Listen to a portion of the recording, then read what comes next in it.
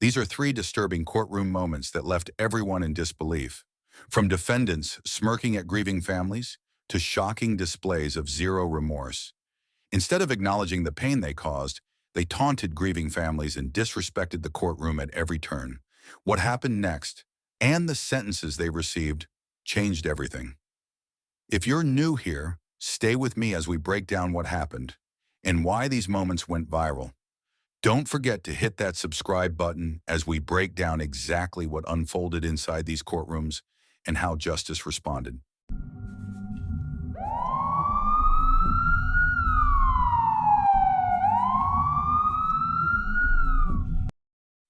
On October 27, 2025, Bionca Ellis walked into the courtroom facing charges for a devastating crime that left a family shattered.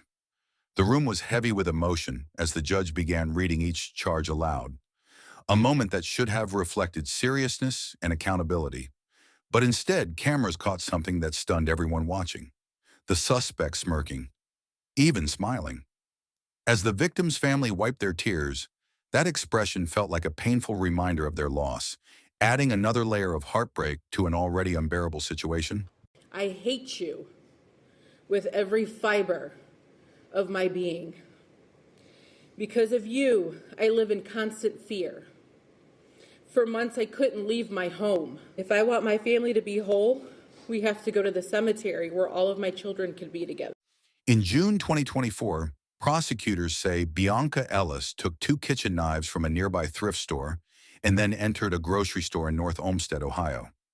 There, she approached a mother and her 3-year-old son, Julian Wood, in what authorities described as a completely unprovoked attack.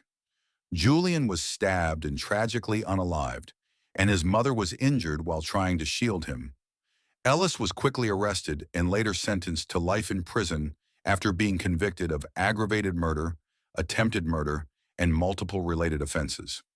On November 26, 2025, Bionca Ellis formally filed an appeal after receiving a life without parole sentence.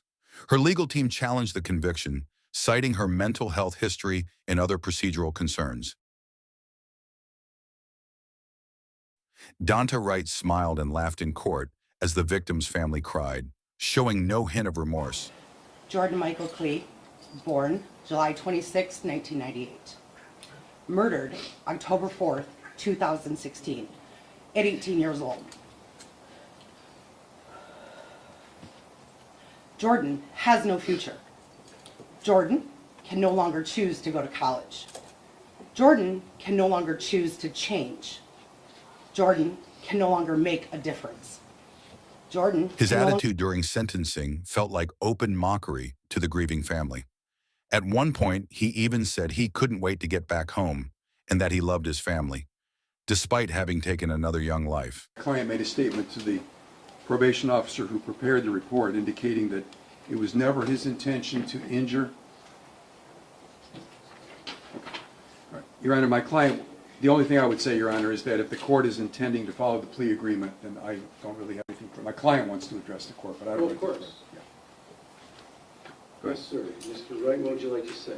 I just want to tell y'all I'll be home soon. R.I.P. Keon. I love my family. That's all you got to say. That's the moment the entire courtroom fell silent. The judge stopped him immediately, reminding Wright of the severity of his actions and the irreversible pain caused to the Klee family. It became one of the most unforgettable and disturbing courtroom moments captured on camera.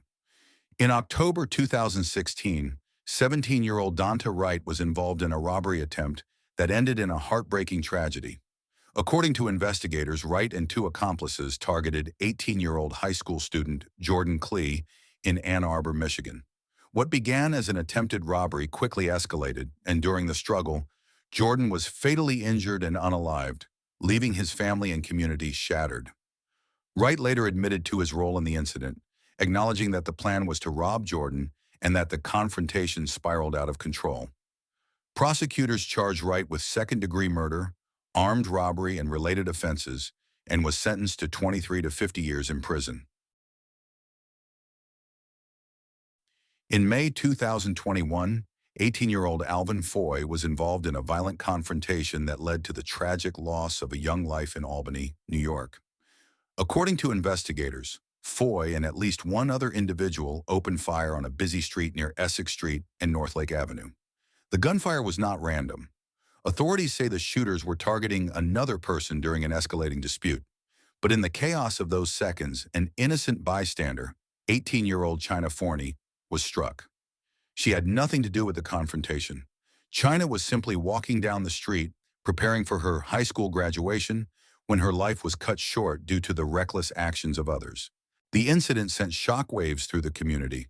China was known as a bright, hard-working student with dreams of competing in track and building a successful future. Her family described her as loving, focused, and full of potential.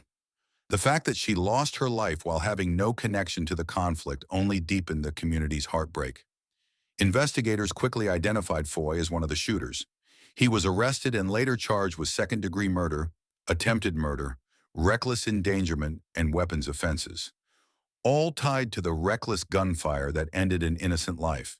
In court, Alvin Foy was often seen laughing even as the victim's family sat in tears, grieving the loss of their daughter. His demeanor shocked everyone watching.